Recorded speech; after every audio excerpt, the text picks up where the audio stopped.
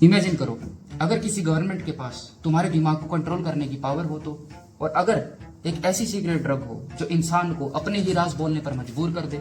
और अगर मैं तुम्हें बताऊं कि 1950s में गवर्नमेंट ने सीक्रेटली हजारों लोगों पर बिना उनकी परमिशन के एक्सपेरिमेंट किए थे। कुछ लोग पागल हो गए और कुछ कभी नॉर्मल वापस नहीं आ पाए। सबसे शॉकिंग बात, ये कोई कॉन्स्पिरेसी थ्योरी नहीं है, इसके डॉक्यूमेंट्स गवर्नमेंट ने खुद बाद में एक्सेप्ट किए। ये स्टोरी है दुनिया के सबसे सीक्रेट और कंट्रोवर्शियल एक्सपेरिमेंट की, प्रोजेक्ट एमके अल्ट्रा।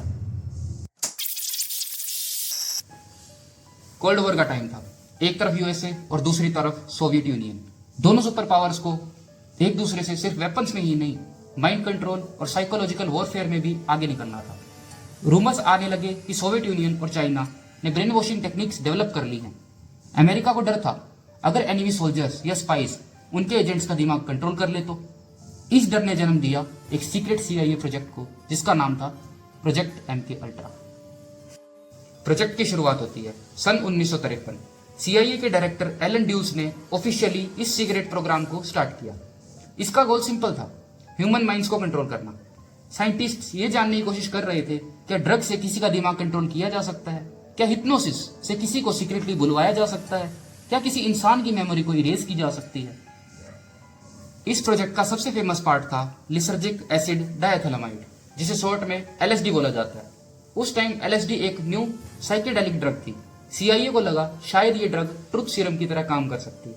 प्रॉब्लम ये थी, एक्सपेरिमेंट में इन्वॉल्व होने वाले लोगों को ये पता ही नहीं था कि उन्हें ड्रग दिया जा रहा है, कभी ड्रिंक्स में मिलाकर, कभी सिगरेट्स में, तो कभी इंजेक्शंस के थ्रू। सबसे शॉकिंग बात, एक्सपेरिमेंट सिर्फ वॉलंटियर्स पर नहीं हुए, prisoners, mental hospital patients, soldiers और कभी कभी नॉर्मल सिविलियंस पर भी। सब पर सीक्रेटली टेस्ट किए जा रहे थे। 1950s और 60s में अमेरिका के डिफरेंट यूनिवर्सिटीज और हॉस्पिटल्स में 150 से भी ज्यादा सीक्रेट एक्सपेरिमेंट्स चल रहे थे। एक इंसिडेंट बहुत फेमस हुआ। सन 1953 में एक साइंटिस्ट को सीक्रेटली LSD दिया गया। उसका नाम था फ्रैंक ओल्सन। ड्रग लेने के कुछ दिनों बाद वो एक होटल बिल्डिंग से गिरकर मर गया।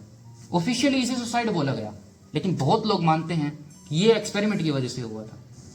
प्रोजेक्ट एमके अल्ट्रा का एक और डिस्टर्बिंग पार्ट था, एक सब प्रोजेक्ट जिसका नाम था ऑपरेशन मिडनाइट क्लाइमेक्स।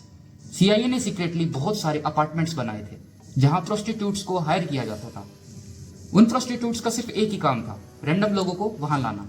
फिर उन लोगों को सीक्रेटली LSD दिया जाता था और CIA agents one way mirror के थ्रू उन्हें पीछे से ऑब्जर्व किया करते थे, जैसे कोई एक्सपेरिमेंट चल रहा हो। ये प्रोजेक्ट सालों तक सीक्रेट रहा, लेकिन 1970s में जब अमेरिका में इन्वेस्टिगेशन स्टार्ट हुई, तब शॉकिंग ट्रुथ सामने आया।